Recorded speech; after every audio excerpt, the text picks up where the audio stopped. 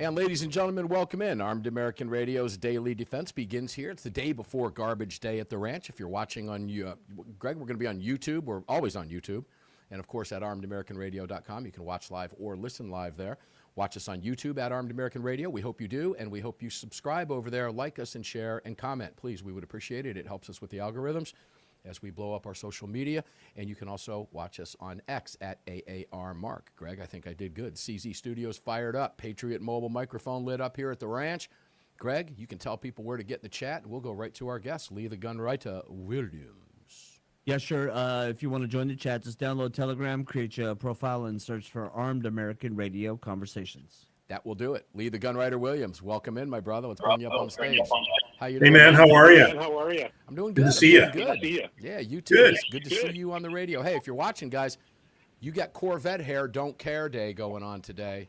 It's coming back from my guitar lesson a little bit later than I thought, and the top was down, so there you have it. It just is what it is.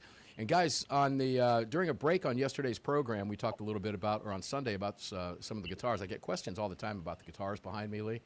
People ask me, what is that? Are those props? So we're going to do a Mark's guitar break again today, and we're going to talk about the one that's behind me, and we'll kind of rotate through those during the breaks. If you like to watch during the if you like to watch the program, you'll be able to catch us there during the breaks doing some fun stuff from now on as well. Lee, how you been? Busy and tired. Busy and tired. It's been a hell of a couple of days. It has. Let's talk about the Tate Adamiak deal. Greg and I were talking about this after the show yesterday. The legs that this has gotten, which I expected, but I expected it a while back. I don't know what is taking this so long. There's a disconnect there as this young man rots. But I want you to explain to listeners what diesel therapy is and what was getting ready to happen to this young man before what happened to stop it. We'll go into that as well. Take it. What is diesel therapy? Well, he's at Fort Meade Prison in New Jersey. He does not have to be anywhere until June June 25th. That's next month. He has to show up in federal court in Pennsylvania. We had about 50 days, roughly. Then they let him know, hey, get all your stuff. You're moving. Well, where am I moving? Well, they don't tell you. Just get all your stuff together. We're getting you ready for your court appearance May 18th. Well, he calls me. He's got no court appearance May 18th. What they were going to do is take him, put him in the back of a prison van and drive him around for at least a month. Now, it doesn't seem like it's that torturous, but, you know, he's missing meals. He can't talk to his attorneys. He's got a big court case coming up on the 25th of next month. It would have taken him out of circulation. They call it diesel therapy. It's even online. People are talking about it. It's terrible, and it's a civil rights violation. And we caught him doing it. We called everybody and their brother. I got to say, the ATF was helpful. And finally, as of yesterday morning, about 8 a.m., the prison where he's at in New Jersey, he finally got notice that, hey, don't be moving Tate. All right. Do we know if did that come directly from DOJ? We don't know. Nobody's going to sign an order saying do this or don't do that. Especially if it violates, pretty close to violating some civil rights here, like giving him a free access to a free and fair trial. But they made up this. He's got a court hearing on May 18th, so they were getting ready to move him. He would have ended up going 100 miles to his court case via Pennsylvania, via Utah, via California. They would have driven him around the country where he's missing meals, not changing, not showering for at least a month. And it sucks that they were going to get away with it. Yeah, and the diesel therapy guys, he doesn't stay in the van the whole time. They move him from federal prison to federal prison, and they pack him up and move him continuously, constantly during that period. And it's brutal. It's torturous. I don't know. Obviously, this comes from the Bureau of Federal Prisons or the Federal Bureau of Prisons. It's not coming from the ATF. It's not coming from the DOJ. It's not coming from the ATF. Who else is there?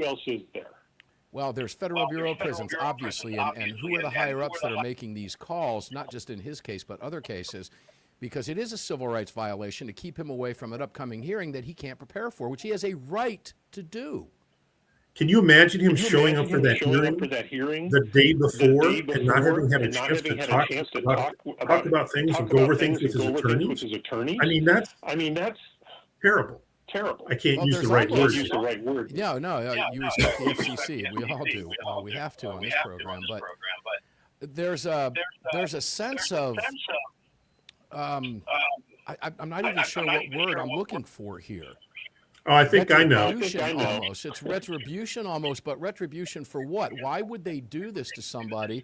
Why does the Federal Bureau of Prisons care? Now, I can see if this is some monstrous, mass murderer or, longtime serial killer.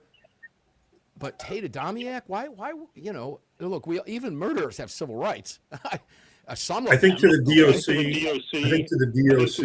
an inmate is an inmate is an inmate. If they get an opportunity to screw with one of them, that's fine, because he's guilty or he wouldn't be in there, right? Although, as we have pointed out in more than 50 stories now, Tate's not guilty of a damn thing. He did nothing wrong. I've also seen, we got some tremendous briefs coming too from the gun community. SAF wrote one, a couple other ones out there too. Amazing. People care. People want the Supreme Court to take his case up. I don't know if that's going to happen or not. As you know, there are some things that we can't really talk about yet that are still at play. Hopefully he gets out soon, brother. Yeah, I hate to rely on SCOTUS. Anything. Yeah, because you never know how that will go down. We don't know that enough justice. We don't know if they involve themselves, if they don't, why they did or why they didn't.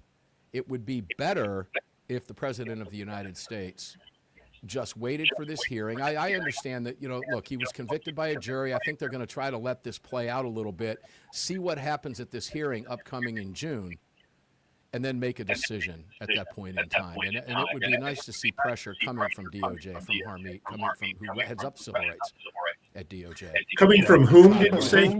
Harmeet? Yeah, I don't know who this woman is. I've called and invited her to have a conversation like 10 times. He has yet to come on. Not at all. Not even a reply email. I think he cares about the gun industry as far as wanting to get her version out. She doesn't want to answer any questions, brother. Yeah, I don't know. I mean, Harmeet is doing a lot of the right things right. I can't really comment on that because I don't know what her position is on the Tate Adamiak situation. I would like to think that the DOJ, including her and Todd and the rest, are very well. Not just I've heard the name, but yeah, I know what's going on with this kid, and we're waiting. I wish, whether they tell us or not, I would like to know that at least they had a plan in their mind. It'd be nice to be able to hear them say, here's what we're doing and why we're doing it, but we're never going to get that. We'll never get that. We're only going to get the end result. And I do believe that the end result of this, sooner rather than later, Lee, I believe this is going to wind up in the long run with you and I and his father and him on this program discussing this, and you writing about it, interviewing him personally as a free man. I do believe that's going to happen. I have that gut feeling that it's not just going to be a commutation of sentence, but it will be a full and complete pardon. I don't know what's taking so long.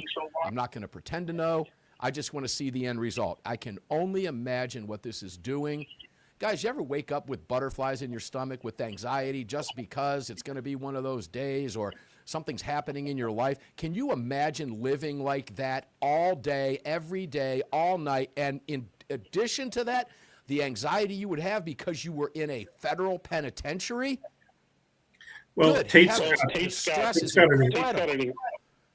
dad is an incredible guy. He's got his father and his brother. His mother died after he was taken away, after he was in prison. So he never got to say goodbye to her. But I can't imagine the load it's taking on his father and his brother. I mean, that's got to be horrible. Knowing that your brother or your son is innocent and yet got 16 more years to serve, 17 more years to serve, would make me absolutely crazy. Yeah, he's not going to serve that. I think by the end of this year, I wouldn't be shocked to see something happen by the end of June, by the end of this summer. That's my gut feeling. That's my personal opinion. I could be way wrong on this. Tate, if you're listening to this, I'm not trying to give you any hopes, brother. I'm just trying to tell you that you got a lot of positive thoughts coming from us and coming from the Armed American Radio studios and Armed American Radio listeners. And I hope that that does something for you. I know his father has listened to the show. Sir, all I can tell you is you have our full support. We will pressure and have as many people as we possibly can. And Godspeed to you and your family. I think positive things are coming down the pike here. That's just my gut feeling. I've not been told that by anybody that we've discussed it with, but I get a sense of good good things coming down the pike. That's the kind of diesel therapy he needs. It's good stuff driving down the pike. We'll be back with Lee. 3 more segments to go on a Tuesday. Don't go away.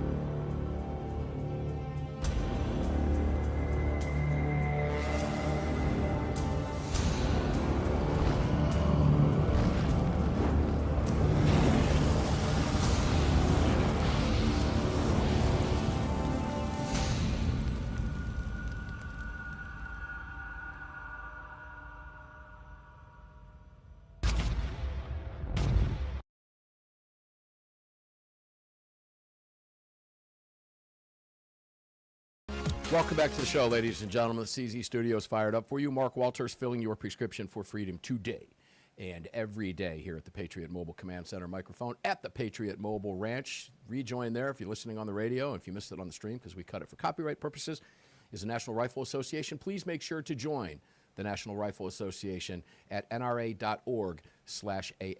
Not only the NRA can you find there, you can find all of our great partners, including budsgunshop.com, budsgunshop.com, budsgunshop.com, at Armed American Radio as well. Greg asked me how many cups, I said cups, of Blackout coffee I had today. You don't have to guess today. You can just ask. Okay, great. How many cups of Blackout coffee did you have today? Guess. It's no fun if you don't. He says I don't have to guess, and then turns right around and I have to guess. 2. 2 is right on the money. It's usually, that's a pretty fair assessment. If it's not a pot, it's generally a couple cups of that. And I just finished one of them over here in my Righteous Guitar, what do you call it, little tumbler there. Pretty nice. Because I had a credit, so I got a tumbler. And they still owe me $5.39 towards the purchase of my new guitar, which $5.39 isn't going to put a dent in.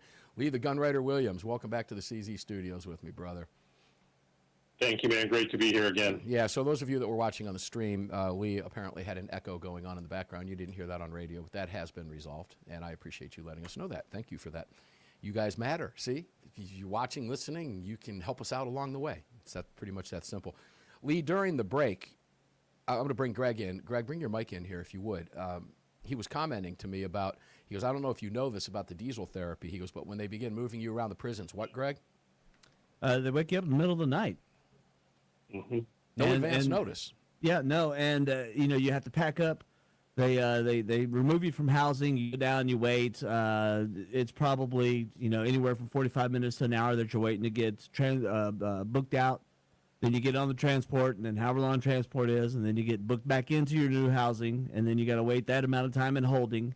Then eventually you get sent upstairs to your new housing, and then it's that over and over and again, and however many times that they can move you within a given specific time frame. And the thing is like Mark said during the break, the driver is he's just going to drive anyways, because he's awake and that's his shift. Right. And, for you, the prisoner, you're sleeping and you're being woken up in the middle of the night to be moved and, for really reasons that are, nefarious at best. Yeah, you got harassment. It is harassment. It's legal harassment, unfortunately. I hope DOJ steps in on this, but he didn't have to go through it. But, yeah, it's important to point out that he's the one going through the hell. The driver's going to drive that shift from prison to prison anyway. That's his job. Then the next time they move him, which could be 10 hours later, ladies and gentlemen, after he thinks he's settled in to a new penitentiary, they could wake him up again. And then you've got a different driver. Other drivers long gone. So it's only bothering him. And it's all done by design. It really is despicable and disgusting. But I stand by my prediction. I do believe this is going to come to an end for this young man, Lee, very soon. And you are going to, by the way, bear a lot of the responsibility for that, the amount of work and effort. How long have you been on this now? And I mean, you've been on this hardcore for, 3 years now plus? About a year and a half. Year and a half. So I was doubled up on that. I thought, time flies. I thought it was a little bit longer than that. But the work you're doing. It felt like about 10 years, bro. It's felt like 10 years. It's a lot of work. You get a lot of options to consider, a lot of things to take into account. Thankfully, he's got a great family, and getting hold of him is easy when I need to do it. And he's a smart guy. Tomorrow we've got a story coming that he wrote. He basically wrote a letter to the new head of ATF. That would be Robert Cicada. Let's talk briefly about the court case coming up on the 25th. What is this hearing all about on the 25th? I hope we don't get there. I hope he is freed before that. It is a rehash of it would be a resentencing. It's still a little iffy on what exactly will be entailed in it. He could be resentenced to another 17 years, what he's got left to serve. It might be the same judge that he had in his original criminal, and you know how good she was, right? Yeah. Hopefully he gets out before then, because this could really...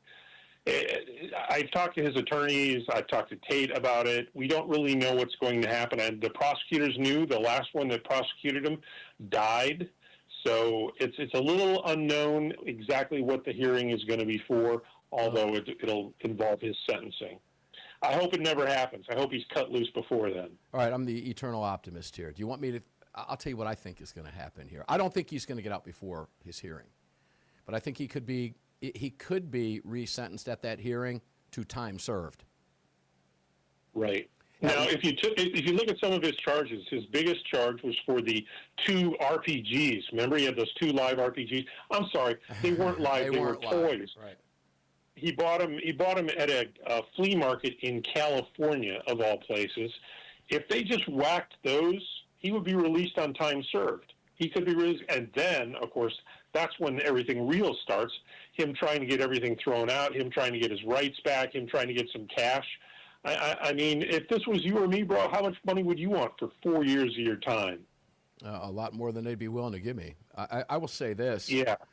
I can see, as an eternal optimist, I can see that happening. I can see him being sentenced to time served. Now, what that won't do, folks, is that will not expunge his felony record. That will just get him out of the slammer, which I guarantee you he's fine with. All right? Get out. And as you just pointed out, Lee, that's when the real work begins. Now you can go in and start with, suing people, suing whoever you have to sue, going after individuals who did this to you, suing the DOJ. Whatever you have to do, you're going to do, and that's what he'll do. Rightfully so. That will likely settle out, frankly, but then comes back the restoration of rights, and that's all done by having the original deal thrown out. That's where the Supreme Court can step in with these amicus briefs here and put an end to all of this as well, too, either before the hearing or after the hearing if they want to wait and see what happens during that 25th hearing. So there's a lot of different ways that this can shake out. I just hope in the long run the end game is the same, that this young man is freed. And, I want to see the full and complete pardon. But I think right now, number one, is just to get him out of the slammer and get him home. Well, he needs to get out. He needs his name cleared. He needs to get all this criminal crap put away. Remember, he had no convictions of any kind, or even arrests prior to this. Fat check is what he needs. He needs a big fat check. And that's the bottom line. He needs to be made whole for this 4 years of his life that he spent behind bars. Yeah, and somebody at ATF, who I won't name, needs to be held accountable to this, legally accountable. Yeah. Not just hearings about what happened, no garbage, no nonsense. Put somebody in cuffs. No changes made. Them. Right. We're going to make some changes. Who cares? Yeah. Okay. Should never have happened. Oh, it is so aggravating. His dad did it. His dad compared him to a gentleman who was shot in front of his wife, Malinowski. Yeah. And he said, Tate's case is a lot like Malinowski's, except they didn't kill Tate. That's about the only difference. Well, that's good because we'll be able to get him home. Guys, when we come back from the break, we're going to switch gears. Do we call him a Good Samaritan? Stepped in Massachusetts yesterday and assisted law enforcement. So Massachusetts, how's that gun control working out for you? And I'm going to read a response to my tweet, which was a reply to the Governor Healy in that communist nation state of Massachusetts and all of their gun control. And I'll read you a reply to my response to her from some goofball leftist. I think you'll find it interesting. I know Lee will. I did. Tim? See you right after the break.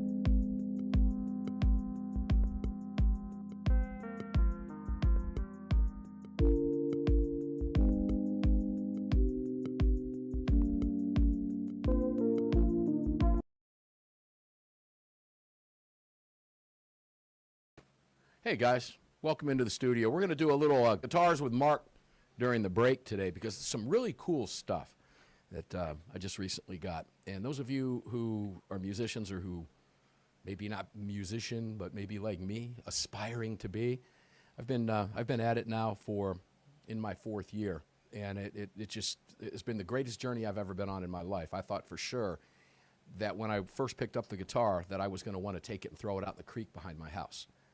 That did not happen because I had a great instructor who taught me how to play on day one. or at least gave me the tools necessary with practice to be able to play what could be hundreds or thousands of songs, just 3 chords, a G, an A, and a D, and you can play tons and tons and tons of your favorite band's music with those chords. So I had an instructor that was really good at that. I've been at it. I've played every single day, minimum of 2 hours, sometimes as many as 12 and plus, believe it or not, on a day off. And I'll find myself playing at midnight to 3 a.m. But I got some really cool gear along the way, and this just came in the other day before I go back to this guitar over here. And this is a fantastic strap made by a company in California who I have no affiliation with whatsoever, other than to say that their stuff is so high quality. This is made by Red Monkey Designs. And this guitar strap, I've got tons of guitar straps that are really cool. This is the single most comfortable strap I've ever put on. It makes playing a guitar standing rather than seated, which is how you play a guitar, by the way, extremely comfortable and very easy to do. It was a perfect fit. That piece right there from Red Monkey ran, I don't know, a couple $100, but they make them all by hand.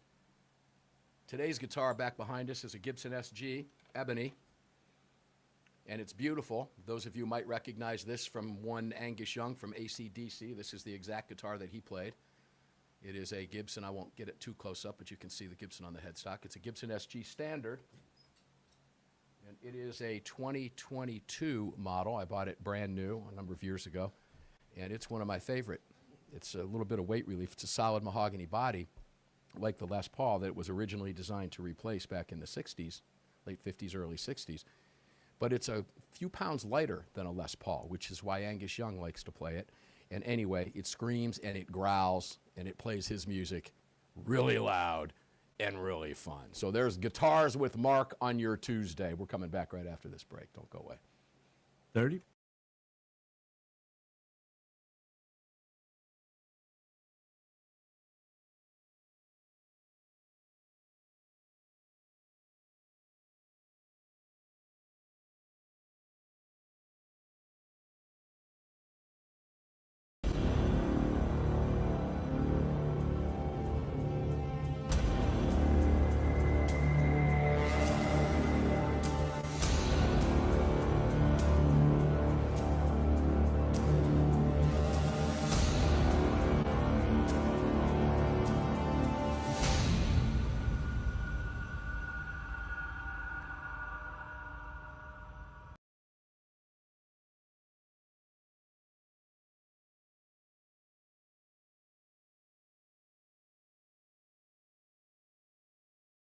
Yeah, welcome back to the CZ Studios, Patriot Mobile on that rejoin. I can't hold my phone up on camera for you today because it's sitting over there charging right now. The same thing happened yesterday, I believe, or the day before, but I realized my phone bat was dead, so I had to get it over there. Not that I really care.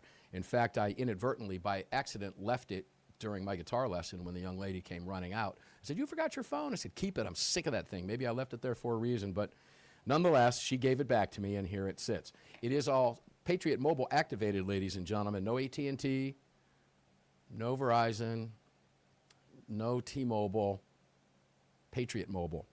Activate one yourself at patriotmobile.com and support a business that supports this program, supports you, supports your rights, and actually shows up at pro-gun conventions all over the country, ones you've never even heard of, including all of the big ones from SHOT Show, NRA, GEO, all the way down. Just do that and support them for supporting you. It's how we're here every single day. We appreciate them, love them, and their products are dynamite. That's patriotmobile.com. Also, don't forget to join AZCDL, Arizona Citizens Defense League. Many of you have. I've seen some of the comments, and we appreciate it greatly. It's only $40 for the year. And VCDL in Virginia, fighting the fight there, as Arizona is, to try to keep themselves from becoming Virginia, and that's VCDL.org. We're working very, very closely and carefully with these two organizations to help grow and swell their ranks, and we need you to do it, okay? You do not need to live there. Put your power behind these organizations simply by being a member. It's that easy. You do not have to live there. I'm a life member of both organizations and very proud to say that, including here in my own state with Georgia 2A, GA2A.org, formerly GeorgiaCarry.org. I'm a life member there as well. So do these things. It benefits all of us. Lee the Gunwriter Williams, welcome back in, my brother from another mother. Thank you, man. Great to be here again. So let's talk about what happened up in Massachusetts. Let's start with this. Let me go to this tweet here because I was responding to Governor Maura Healey. Here's the Massachusetts commie governor. I'm closely monitoring the situation on Memorial Drive. Don't you love when you hear that? And at Mass State Police are on the scene and working alongside local law enforcement to investigate. There is no ongoing threat to the public. However, residents and commuters are strongly encouraged to avoid the area to allow public safety personnel to do their work. Grateful to first responders who worked quickly to keep people safe and secure the scene. Now, my response to her was, are you referring to the armed civilian? Is that the first responder you're grateful for? Your state police officer certainly was. Now, let's talk about what happened. Guy found himself in a gunfight with a criminal with a 20-year-long history of doing this nonsense. He should have never been out, but there's your soft-on-crime policies we don't even have time to go into, commies, all right? The guy should have never been walking the streets, period, but he was. And all your gun control in Massachusetts failed to stop him from doing what he did. In the meantime, a law-abiding citizen joined forces with a Massachusetts state police officer and opened up on this guy with his handgun and the cop's handgun and put a stop to this. Lee, I wonder, was Healey was that really what she was saying? Could it be she sees the light that the first responder is actually the first responder, which is us? No, it wasn't, was it? No. And I wonder if by keeping an eye on it, she's down there, helping out and loading mags for these two. No, monitoring the situation. Yeah, loading mags, getting them some water. No, I've never seen anything like that with her. And kudos to the guy for having a licensed firearm in the great state that it used to be. Yeah. I'm glad the guy's down. He should have been put down. I'm glad they're both okay. Yeah, I had a follow-up on there as well. It says, yeah, okay. You keep monitoring the situation. Don't you love when politicians say, well, we're monitoring this. I don't care if it's true. I don't care. I hate when I hear that from any politician. Well, we're monitoring the situation closely. You ain't doing crap. You're not monitoring crap. It just makes you sound good, or you think it makes you sound good. To us, the rest of us, it makes you sound like a buffoon. So I said, yeah, okay, you keep monitoring the situation. Meanwhile, your soft-on-crime and gun control laws have teamed up again to prove the failure of your policies. Whenever will folks up there stop putting you liberal goons in charge? But that's okay. You keep monitoring it. Now back to your donuts. You're dismissed. Somebody replied to my response on that. And let's see if I can pull this up. The Twitter handle is Coach Palmer. And this is a person that has a negative Twitter following, if they're not a bot, of about 1,200. And they have, I think, about 396 followers, generally not indicative of a bot. That's usually when you see 8, 5, 10 followers. But there's no photograph with it. It says, Coach Palmer, you, as most conservatives do, are attacking, in bold letters, her for praising him. I didn't hear her praise anybody. Laugh out loud. Not a word. Why do you lose every election? Our gun laws work, in capital letters. You scream, they hate gun owners, but you lie. One mass gun owner does good, but 55 Texas cops run and hid. Our way wins. Okay, Lee, do you want to tackle that? Well, first of all, this would never have been an issue in Florida or Texas. This man would still be in prison for his crimes. But had he gotten out in Florida or Texas, there would have been people lining up to shoot back at him. You do not have the freedom to operate that this guy did in a state that's well armed. It's good. They're going to go down quickly, and then the guy that did it is going to get a nice letter, maybe a trip to the governor's office. It's crazy. How can somebody? What kind of Kool-Aid? What's in the Kool-Aid you're drinking? That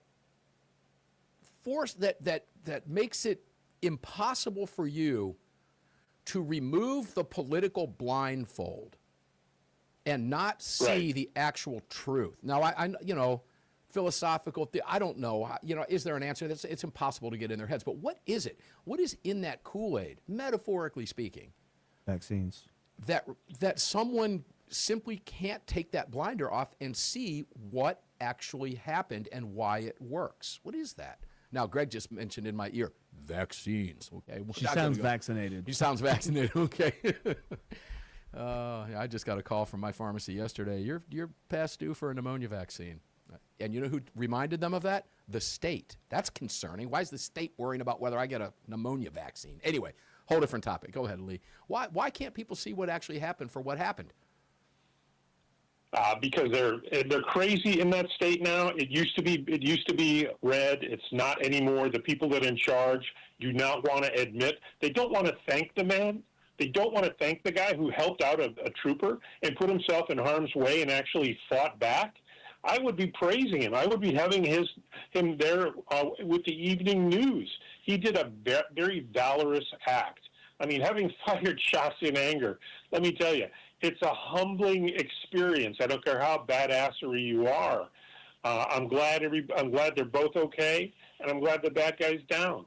That's the bottom line. And anybody who can't see that, anybody who wants to put politics in front of that, is nuts. It is hard to wrap your head around a lot of things. You know, that someone Brandon in the chat says, lots of TDS. There's no question about that. But you know, Brandon, honestly, and I appreciate you guys commenting. A number of you have in the chat over here that I can see anyway. What I find interesting is that more people don't or can't take that blinder off. Maybe because there's this deep psychological sense that if I actually remove this blinder, I'm going to realize that I'm wrong about this and maybe other issues as well. Because it does absolutely appear to be common sense. I don't know. I've read, it's going to go down as one of life's great mysteries, Lee. Why the left thinks the way they think is insane. But you've got 20 seconds. Go ahead. Let me tell you, pulling your firearm out and putting the sights on another human being and then pulling the trigger it's an incredible act. It's difficult for a lot of people to do. There are just some people that would rather take a round. This man, hey, he helped out, and God love him. Yeah, it's a valorous act. He should be celebrated for it. Well, we'll see if Governor Maura Healey gives him any civilian awards, as they would have done in Florida in the governor's office, which they would have done, and in Texas, and in Georgia, and any other red state. When we come back, we've got Lee the Gunwriter Williams for one more segment to wrap up your Tuesday. It's the day before Garbage Day here at the Patriot Mobile Ranch Command Center on the Patriot Mobile mic. Mark Walters in the CZ studios with you. We'll be back after this. Don't go away.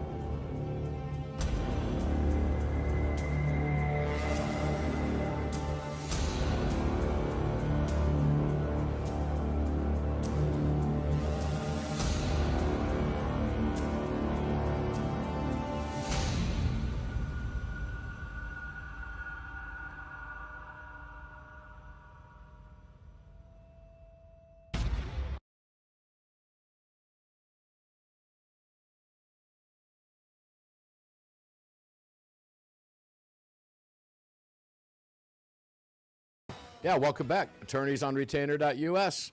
4-segment intro every single day, 6 days a week. Do you have this in your wallet yet? If not, why not? What are you waiting for? If you have to use a firearm in self-defense, you are going to need an attorney at the very least through the investigative phase. And guess what? There's going to be an investigation. And by law, you are not promised a free attorney during that investigation. You have to do that on your own. Not knocking free attorneys, but I don't want a free attorney. I want attorneys that specialize in self-defense law. AttorneysOnRetainer.us. Use the promo code AAR. Make it easy. AttorneysOnRetainer.us/AAR, or even easier, visit ArmedAmericanRadio.com and click on the Attorneys on Retainer. You'll find them right there at the front top of the page as a title sponsor, AttorneysOnRetainer.us. Rachel is going to be joining me from Attorneys on Retainer coming up on, I believe, Sunday's Monster Cast, which will be a lot of fun. We'll have her for a half hour, and we'll talk about this case we were just talking about with Lee and some others, because there are lots of them out there, ladies and gentlemen. That's why there are well over 100 attorneys there, and they get calls to defend people like you, good people, every single day in all 50 states. Make sure to check them out, AttorneysOnRetainer.us/AAR. You can also visit all of our great partners, as I mentioned, including BudsGunShop.com. And I got to tell you, I haven't talked about them recently, but Patriots Relief, by the way, ladies and gentlemen, saved my tail today when I woke up. Slept funny on my neck, Greg. Patriots Relief, man. Ooh, that stuff all over me. Like a champ, guys, like a champ. Was ripping that guitar earlier. Painless. PatriotSupply.com, and pick up some of those great body rubs and stuff. They work, ladies and gentlemen. They have worked for me for years. They will likely do that for you. Don't forget, MyPillow.com is out there as well. So visit all of our partners. You can find them at ArmedAmericanRadio.com and support them all. Lee the Gunwriter Williams, got you for one more segment here. So let's get back to it. I do want to talk about the Virgin Islands. You know the U.S. Virgin Islands very well. You used to live in the USVI. People don't realize it's such I was their investigative reporter on St. Thomas for 2 years at the Virgin Islands Daily News. Then it was a great newspaper. Loved the people, loved the islands, loved the territory. But a lot of crime. And their gun laws are terrible amount of crime. Crazy. This is U.S. territory, ladies and gentlemen. U.S. Virgin Islands. Lee, what's going on down there now? Epstein's Island? Well, they've always said crazy, you cannot have a gun laws. I mean, pretty much that's it. Now there's a gentleman down there who's taken them to court because you have to jump through a tremendous amount of hoops just to have a pistol. Listen to this one, guys. Shotgun. Yeah, listen to this. What's it cost to renew it every month or every 3 years per gun? 50, and now it's 150. 150. So if you have 10 guns, it's $1,500 to renew your gun permits every 3 months. And is there a Fourth Amendment protection there as a gun owner? There should be, but there isn't. They have the same laws, the same federal laws we have here in Florida or there in Georgia, but they're just not enforced. It's a terrible place. Of course, I had firearms when I lived there. Had I had to have used one, Mark, it would have been interesting because they weren't official. Mm-hmm. So you've got a place where every bad guy has a gun, and if you're a real stickler for details and you're not going to have a gun because it could be illegal. So you've got a gentleman down there who went to renew his firearms. He was told no. The new chief of police says, hey, we're not going to do it. So he formed a gun group, a pro-gun group, and they are kicking butt. I think it's going to take off really well. Well, I hope so, because right now, cops can show up to your house, open your door, walk in warrantless, force you to open your safe, photograph what's in it. Now, ladies and gentlemen, you might have more in your safe than just firearms. Many people have, some silver, some gold, some watches, some other jewelry, some other personal belongings that matter to you that all go in these photographs. Lee, has that ever led to anybody's homes being broken into and their safes being ripped off? I haven't lived there for 20 years, but yeah, it happened. That is happening right now. You get these police officers that come in and they're dirty. They are corrupt. They take a photo of the inside of your safe and then it goes into a database somewhere. And that's not a very well-protected database. Officer so-and-so decides he needs some money. Well, where are you going to keep cash in the Virgin Islands? You're going to keep it in your safe. So they go in, they knock out your safe, and they take your guns, your cash, your jewelry, everything there. It's a system that is just set up terribly.